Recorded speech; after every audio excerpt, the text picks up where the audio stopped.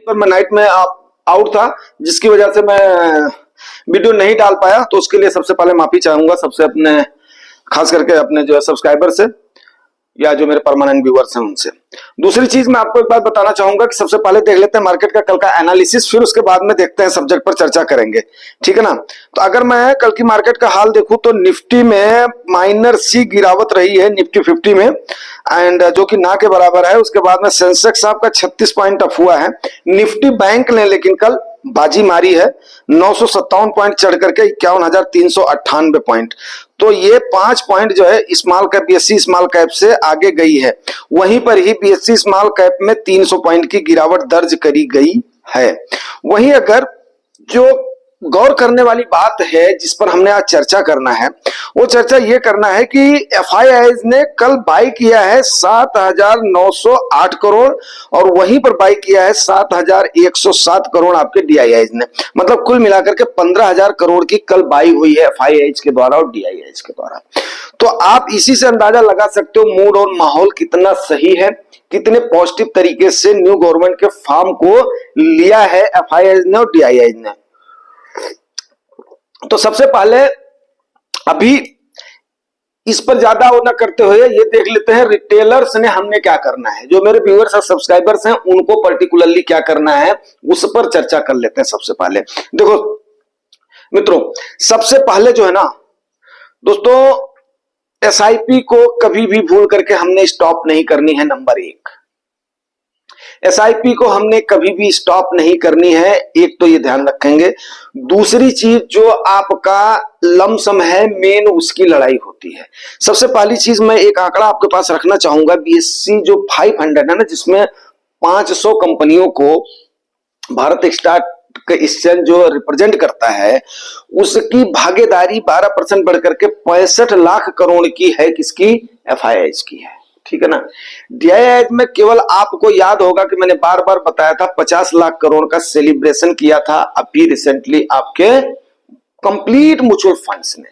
तो कुल मिलाकर के आप ये समझिए कि इतने सारे, ठीक है ना, इतने सारे रिटेलर्स हैं। अब रिटेलर्स में देखो इंस्टीट्यूशनल बायर सेलर हो गए। इंस्टीट्यूशनल बायर्स में आपके म्यूचुअल फंड हाउसेस भी आ जाते हैं, आपके इंश्योरेंस सेक्टर भी आ जाते हैं और आपके बैंकिंग भी आ जाते हैं।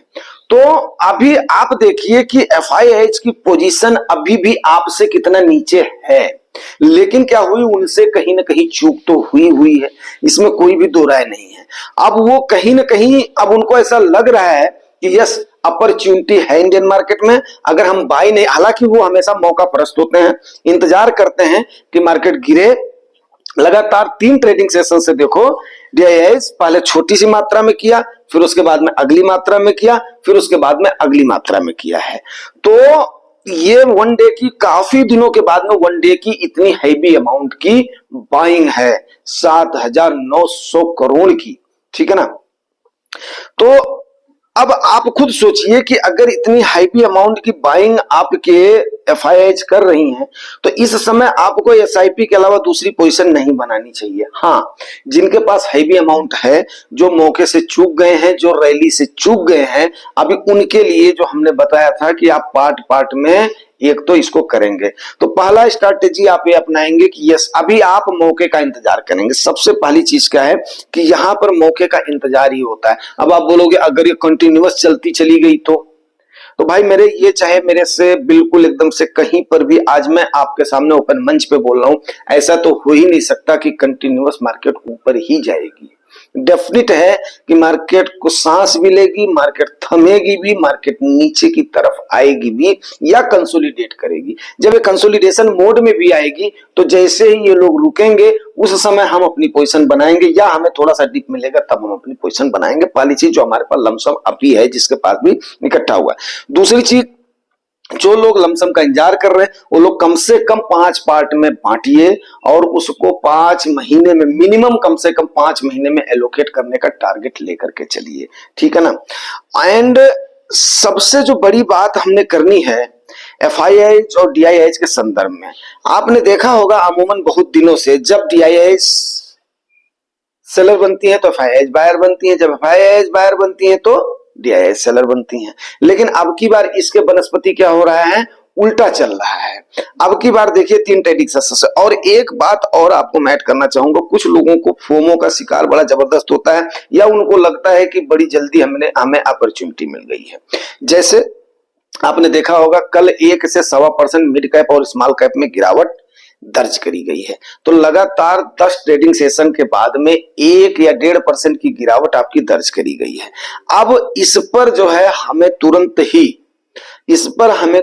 ही कॉल लेने की आवश्यकता नहीं है। हाँ, अगर दो 4 ट्रेडिंग सेशन ये गिरावट रहती है, प्रॉफिट बुकिंग होती है, और तो कोई सिनेरियोस जो दिख नहीं रहे हैं, अगर प्रॉफिट बुकिंग होती है तब जाकर के हमने पोजीशन बनानी है। और यही सेम आपको मैं एक बात बताऊं, जो मैं आपको बता रहा हूं यही सेम, मैं ये तो नहीं बोल रहा हूं बहुत बड़ा थिंक टैंक हो, ऐसा नहीं है, अपने मुंह से अपनी तारीफ नहीं कर रहा हूं। और तुलसीदास रामचरितमानस में एक कहावत है, अपने मुंह तुम आपन करनी बारी अनेक भांति बहु भरनी। तो मुझे वो नहीं करना, अपने मुंह से अपनी करनी क्यों नहीं करनी। लेकिन जो वहां पर थिंक टैंक में लोग बैठे हुए हैं उनके दिमाग में क्या चल रहा है, देखो जाहिर सी बात है, माधवीपुरी मैम जो सेबी की चीफ है वो हमेशा आम इन्वेस्टर्स के हित के बारे में सोचती हुई जानी जाती है। और मेरे ख्याल से तो नहीं आता इतने दिन में मैंने ऐसा योग के जो है ना सेबी का चीफ देखा हो, ठीक है ना, जो कि आम लोगों के बारे में सोचता हो, नए नए तरीके से कैसे उनको आजाद करें, कैसे उनको सेफ करें, कैसे उनको सिक्योर करें। तो एमपी और सेबी की जो ये है धारणा यही है कि आखिर में आम इन्वेस्टर्स को सेफ कैसे किया जाए। तो आम इन्वेस्टर का सबसे बड़ी बात क्या होती है, अपने हाथ में भी रखना और सेफ करना। अपने हाथ में भी रखना, सेफ करना, सबसे बड़ी बात यही होती है कि अब अगर आप अपर लेवल पे बाई कर लोगे और अगर जो है सेलिंग स्टार्ट हो, क्योंकि सेलिंग का आपको नहीं पता, आप एक इन्वेस्टर हो नॉट ए ट्रेडर हो, ठीक है ना, तो आपको अगर आप ऊपर लेवल पे बाई कर लोगे और एक बार अगर सेलिंग किसी कारण से स्टार्ट हो गई तो आप उसको समझ नहीं पाओगे, आप ऊपर के लेवल पे फंस जाओगे।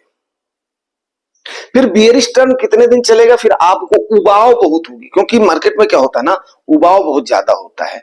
उबाव समझ रहे हैं आप, उबाव एक टाइप का ऐसा वातावरण होता है, जैसे मान लो अभी आज के टाइम पर ऑल ओवर इंडिया में थोड़ा सा कल की डेट में हुई है, अपना बारिश वगैरह हुई है, मैं घर से बाहर था देखा हूं तो न्यूज वगैरह भी सुनने मौका मिला है। तो या तो जब आंधी चल रही बुरी तरीके से ना तो ऐसा लगता है कि हवा थम गई है, मतलब एक टाइप से कितनी भी हवा चल रही हो तो हमारी नाक में उतनी हवा नहीं जा पाती है, या तो गर्मी बहुत ज्यादा हो रही हो तब भी ऐसा लगता है, या ठंड भी बहुत ज्यादा हो रही हो तब भी ऐसा लगता है। तो आखिर में ऐसा हमें क्यों लगता है? ऐसा हमें इसलिए लगता है कि हम विपरीत परिस्थितियों के लिए आदी नहीं होते हैं, तो हमें वहां पर एक घुटन सी महसूस होती है। उसी प्रकार से आप इसको समझिए, अगर आपने अनुभव नहीं किया है तो आपको ये घुटन सी महसूस होगी अगर आप ऊपर के लेवल पे फंस जाओगे। फिर वहां पर कहीं ना कहीं आप गलती करोगे और नुकसान में होकर के आप उसको रिडीम कर दोगे, या आप सोचोगे चलो यार जितना नुकसान हुआ पता नहीं आ जाएगी कि नहीं जाएगी, बहुत दिन से प्रॉफिट नहीं दे रहा, एटसेट्रा एटसेट्रा, कई सारे सवाल आपके दिमाग में उस समय आएंगे। और वहां पर क्या करता है, इन्वेस्टर गलती कर देता है, और जहां पर आपने चूक किया ना वहीं पर ही ये लोग फायदे में हो जाते हैं। तो आज के टाइम पर युवा हमारी जो सोच है, या हमारे जैसे जो थोड़ा सा प्रौढ़ है, मेच्योर है, उनको सोचने वाली बात है। आपको जैसे ही ऐसी सिचुएशन दिखाई देगी तो उस समय सिचुएशन को भांप करके निवेश, क्योंकि हमारे पास पूंजी क्या है, छोटी है दोस्त, हमारे पास उतनी बड़ी पूंजी नहीं है, हम तो बिल्कुल सरसों के दाने के बराबर भी नहीं है, आई थिंक डांट के बराबर है, इतनी बड़ी मार्केट में समुद्र है ये। तो आप खुद अंदाजा लगा सकते हो, यहां पर हमने सोच समझ करके, अगर हाँ एक बात है, अगर ये सारे जिस प्रकार से पोजीशन बना रहे हैं, क्यों, क्योंकि इस समय आप देखिएगा, इस समय 2 चीजों का आपको लालच बहुत बढ़ा दिया जाएगा। क्यों, क्योंकि अभी देखो बहुत सारे लोग मना करने के बावजूद भी एसआईपी को अपने स्टॉप करेंगे जब मार्केट उसमें होगी, जिनको थोड़ा सा एक्सपीरियंस, बहुत ज्यादा एक्सपीरियंस हो गया है, अब वो किस व्यू से करेंगे हम नहीं कह सकते हैं। दूसरी चीज क्या होगी, बहुत सारे लोग ऐसे करके जिनको अभी हमारे जैसे रोक पाएंगे वो रुकेंगे और उसके बाद में पैसा नहीं लगाएंगे। क्यों, वो भी मौके का इंतजार करेंगे, क्योंकि जिनको समझ में आ गया यार हमारी पूंजी छोटी है, जिनको ये समझ में आ गया हमारी पूंजी छोटी है और हमने इससे गेन प्राप्त करना है, मेरी बात को समझिए, इससे हमको कम से कम टाइम में ज्यादा ज्यादा गेन प्राप्त करना, जल्दी जल्दी हमने अपना गोल अचीव करना है, तो उसके बाद में वो इन बातों को जरूर ध्यान रखेंगे कि जुगानी भैया ने क्या बताया था। अगर आप इन बातों को ध्यान रखेंगे तो पक्का आप थोड़ा सा बिल्ली के जैसे इंतजार करेंगे। यस, मैं भी इंतजार करूंगा, देखी जाएगी, कोई बात नहीं है। हो सकता है बजट तक तो इंतजार करेंगे ही, कोई भी लमसम अभी डालने से पहले, क्योंकि हम लोग जो है ना, जो खास करके मेरे जो व्यूअर्स और सब्सक्राइबर्स हैं, वो लोग इंक्लूडिंग टू मी और भी बहुत सारे लोग होंगे जो कि इस समय किसमें हैं, उनका कॉन्फिडेंस लेवल बहुत हाई है। क्यों हाई है? क्योंकि हमने 4 जून का या जनवरी से लेकर के मई तक, 20-21 मई तक हमें पोजीशन बनाने का जितनी हमारी सामर्थ्य, हमें खूब जम करके मार्केट ने मौका दिया है। और हमें इसलिए था कि हमें इंडियन पॉलिटिक्स की समझ थी। हमने इसको 99 से लेकर के 2004 से लेकर के 2009 से लेकर के 2014 से लेकर के 2019 से लेकर के जितना हमारे दिमाग में डाटा था, खाका था, हमने उसको रिव्यू किया, आत्म मंथन किया, आत्मचिंतन किया, किसी के कहने से नहीं सुना, और हमें अच्छा खासा पोजीशन बनाने का मौका मिला है, जो कि एफआईआईज को नहीं मिला है। और डीआईआईज ने भी कहीं कहीं फूंक फूंक करके जिस हिसाब से एफआईआईज स्टेप रख रही थी, उसी प्रकार से उन्हीं को काउंटर कर रही थी। कौन? हमारी डीआईआईज कर रही थी। क्यों? आज के टाइम पर आपने देखा होगा, जब भी एफआईआईज जब वो बहुत ज्यादा हाईवी सेलर हो जाती है, वहां पर डीआईआईज के पास उतना ज्यादा तो पैसा होता नहीं, उनके जितना तो एक्चुअली नहीं है, लेकिन डीआईआईज उनको काउंटर करती हैं। रिटेल इन्वेस्टर्स ने भी हमारे जम करके भागीदारी दिखाई है, ठीक है ना। तो अभी जो है मेन बात क्या है कि भाई देखो, आपने अपॉर्चुनिटी ग्रैब करके हैवी प्रॉफिट लेकर के भागने वाली आदत को इनको अभी छोड़ना ही पड़ेगा। हाँ, आप पार्टिसिपेट करिए, जो हमारी मार्केट, जो हमारा देश ग्रोथ करेगा, जो हमारी जीडीपी ग्रोथ करेगी, उसमें आप आकर के उसकी जो है वो करिए, भागीदारी करिए। अब ये नहीं 8% के हिसाब से हमारी जीडीपी जो कर रही है, ग्रोथ कर रही है, और आप आए एकदम से धड़ाम से आपने मार्केट गिराई 10%, 20%, और उसके बाद में रिटेल इन्वेस्टर हमारा हक्का बक्का होकर के वो करता, भाई बेचारा क्या करेगा? वो अब जो है अपना ताकता रहेगा। क्यों? उस समय इस टाइप के मंच तो होते नहीं थे, उस समय इस टाइप के मंच तो होते नहीं थे। अब हमने अपने काम करने के अलावा, जब हम किसी पचड़े में नहीं पड़ रहे हैं, ना किसी पॉलिटिक्स में पड़ रहे हैं, ना किसी जो है उसमें क्या नाम अपना रिलीजियस उसमें पड़ रहे हैं, हम सर्वधर्म सद्भाव की बात को लेकर के, जो भी हमारा नेता चुना गया है उसकी बात को सुनते हैं, जो हमारे अधिकारी है उसकी बात को सुनते हैं, हम अपने लार्डर को मेंटेन करते हैं, हम अपने रूल्स एंड रेगुलेशन को मेंटेन करते हैं, हम अपने कॉन्स्टिट्यूशन को मानते हैं। हमें सिर्फ और सिर्फ एक चीज दिखाई देता है कि भैया हो हमारा ग्रोथ कैसे होगा, और ये लोग हमें बेवकूफ कैसे बनाते थे। तो उन चीजों को अगर हम लोग आपस में शेयर करते हैं, तो इसमें फिर इसमें क्या है, अपना बुराई क्या है? कोई बुराई मेरे ख्याल से इसमें कोई बुराई नहीं है। अगर मैं एजुकेशनल पर्पज के लिए इस चीज को डाल भी दे रहा हूं कि भाई मेरे अभी जो है ना, ये हमारी पोजीशन बनाने का वक्त नहीं है, अभी हमारा क्या है, एसआईपी के थ्रू चलने का वक्त है। वक्त हमारे पास जरूर आएगा, और जब वो वक्त आएगा तब उसके बाद में फिर हम देखेंगे। मेरी बात को शायद मेरे ख्याल से आप लोग समझ रहे होंगे, ठीक है ना। अब आपको जब इस प्रकार से, मेरे कहने मतलब ये है कि अभी जो इस प्रकार से बहुत सारे लोग सोच रहे होंगे, ऐसा नहीं है कि केवल एक मैं ही सोच रहा हूं। क्यों? क्योंकि जो इसके बारे में देखो, एजुकेशन का कोई सॉरी एक्सपीरियंस का कोई जो है सब्स्टिट्यूट तो होता नहीं है, ठीक है ना, मैंने पहले बताया था। तो अब जो इतने सारे एक्सपीरियंस थे, अभी देश के सिंडोज के हालात, देश के सिंडोज हालात मतलब अभी हम जीडीपी का ग्रोथ देखेंगे, सरकार का एक्शन देखेंगे, उसके बाद में मानसून की स्थिति देखेंगे, उसके बाद में और भी सिंड्रियोज को देखेंगे, ग्लोबल सिंड्रियो को भी अभी धीरे धीरे क्या होगा, अमेरिका का भी माहौल जो है गरमाना शुरू होगा। तो उसके बाद में एक आकलन हम भी तो उस जो परिदृश्य पर रखेंगे। अब बताइए, अगर मान लिया क्या इसी सिंड्रियोज पर ही तो मार्केट चलती है, सेंटीमेंट पर ही तो मार्केट चलती है, तो क्या ठीक है, मैं मानता हूं वो हमसे ज्यादा बहुत ज्यादा हो सकते हैं, लेकिन भैया अनुभव तो हमारा भी आसपास की है, सूंघने की शक्ति तो हमारी भी तो अब के टाइम पर थोड़ी सी तो इंक्रीज हुई चुकी है भाई। आप ज्यादा सूंघने वाले हैं, हमारे पास कम हो चुके, लेकिन अब की बार तो आप गच्चा खाए हैं। तो गच्चा आपको ये कैसे देंगे, मैं आपको बताता हूं। अभी अभी हमारे वाले कैसे गच्चा देंगे। एक बहुत बड़ा लालच दिया जाता है रिटेलर्स को, और वो नाम होता है आईपीओ और एफपीओ का। आईपीओ में मैं बाकी का तो नाम नहीं लेना चाहूंगा, लेकिन इतना ज्यादा कोई आईपीओ में भी फायदे में नहीं रहा है। जैसे खास करके आप देख लो, पेटीएम वाला आया था, जिस दिन से उनका आईपीओ आया उसके बाद से उनका क्या हाल हो गया, और भी कई सारे एग्जांपल मैं आपको दे दूंगा, ठीक है ना। इसी प्रकार से एनएफओ देख लो, ठीक है, कितने सारे एनएफओ मैं आपको बता दूं। तो उसमें क्या होता है, एनएफओ में मैं ये तो नहीं बोल रहा हूं कि इतनी बड़ी बुराई है, लेकिन इतना बड़ा अच्छाई भी नहीं है। आप जिस हिसाब से, क्या होता है, इंडियन आदमी की सबसे बड़ी जो एक कमी होती है ना, सस्ते के चक्कर में पड़ जाता है। सस्ते के चक्कर में पड़ना है तो अपने फंड्स को देखो, जिसकी परफॉर्मेंस को देखो।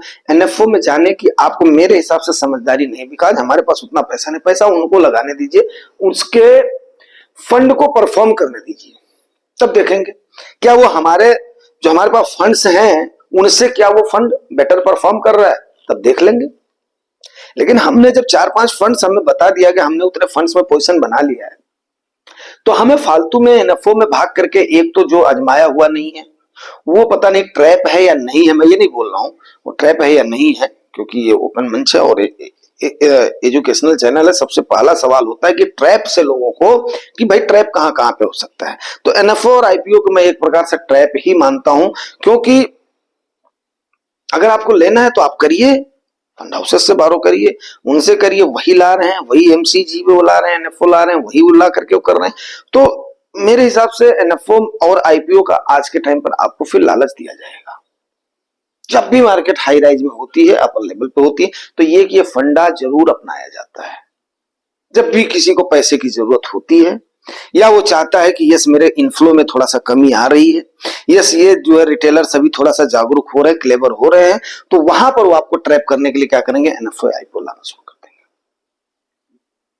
तो भाई मेरे इसमें निवेश से या एक मुश्त राशि से इसमें बचना चाहिए, नहीं तो ये भी ट्रैप हो सकता है। और उसके बाद में फंसने के बाद में फिर आप क्या कर सकते हो, एक बार अटक गए तो अटक गए, फिर उसके बाद में अगले का क्या है, डेली का अपना अपना कमीशन है, एक बार पैसा आ गया फंड मैनेजर बैठा देगा, एम्प्लॉय बैठा देगा, वो कर देगा, उसके बाद में उसका डेली का अपना कमीशन आता रहेगा। उसकी सेहत पे क्या फर्क पड़ रहा है, आपको मिले या ना मिले, लगाया तो आपने अपने खून पसीने की कमाई है। सो भाई अभी इस समय एसआईपी को चलने दो, क्योंकि एसआईपी होती है अपना जो है सदाबहार होती है। जितने फंड्स आपके पास हैं उनको आप अपना ट्रैक करते रहो, रोज तो ट्रैक करने की जरूरत नहीं है, लेकिन हफ्ते 10 दिन में एक डायरी खोलो, यस मेरे फंड ने ये जो परफॉर्म किया है, पिछली बार से इस बार मेरा कितना फायदा हुआ, कितना मेरा नुकसान हुआ है। ये आप इस समय हाई राइज मार्केट है तो आप तुमको मैं क्या बोलता हूं, जब आपकी मार्केट हाई राइज हो तो हफ्ते में एक बार अपने पोर्टफोलियो का रिव्यू करो, आनंद लो कि मेरा इतने हजार का, इतने लाख का मेरे इसमें इंक्रीज हो। भाई 1000 से लेकर के लाख तक तो हमारे व्यूअर्स में ही है, करोड़ वाले होंगे तो वो मेरे जो नहीं देखेंगे, ठीक है ना, करोड़ वाले होंगे तो वो मेरे में नहीं, जिनका करोड़ रुपया जो है प्रॉफिट जा रहा होगा, इन्वेस्टर जो है जरूर होंगे, तो ठीक है ना। तो बात को समझो, जब हाई राइज मार्केट हो तो उस समय थोड़ा सा अच्छा लगता है, लेकिन जब डाउनफॉल में हो तब ज्यादा नहीं देखना उठना है, तब 15-15 दिन में एक बार देखना है, जब बेरिश में हो, क्योंकि उस समय टेंशन होती है, उस समय बिल्कुल टेंशन फ्री हो जाना, रिलैक्स हो जाना है। तो ये सारी स्ट्रैटेजीज हैं, इस पर आपने डिस्कस कर लिया। मैं वंस अगेन, जो एक वीडियो आपको अपना कम मिल पाएगा या डिस्कस करेंगे, सो भाई मैंने बोला आज इन मुद्दों पर आपसे डिस्कस करता हूं, क्योंकि ये मुझे बताना बहुत ही जरूरी था।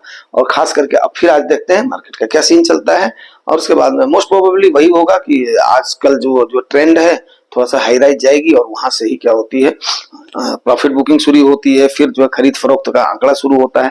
कल भी देखो इसी टाइप से था, ऐसा लग रहा था कि हाँ मार्केट आज की डेट में डाउन जाएगी, एक बार की तो आपका काफी सारा डाउन दिख गया था, जो है स्मॉल कैप और जो है मिड कैप, फिर उसके बाद में खरीदारी शुरू हुई। करने तो खरीदारी, लोगों को क्या टेंशन हो रही है, 51,300 पर ले रहे हैं, आपने तो 40,000, 42,000, 41,000 उस पर, मतलब ये स्मॉल कैप की मैं बात करूं तो इस पर आपने लिया हुआ, तो क्यों आप टेंशन ले रहे हो। स्मॉल कैप मिड कैप में भी मेरे को पता है आप लोगों ने भर भर के पैसा लगाया हुआ है, ठीक है, और बोलने से भी ठीक है, लेकिन कम से कम एक लार्ज एंड मिड कैप पक्का रखना आपने उसमें, ठीक है ना, पक्का रखना। या स्मॉल एंड मिड कैप भी अगर ज्यादा जो है ग्रीडी हो रहे हो तो पक्का उसके बाद में रखना, क्योंकि उससे थोड़ी सी स्टेबिलिटी रहेगी।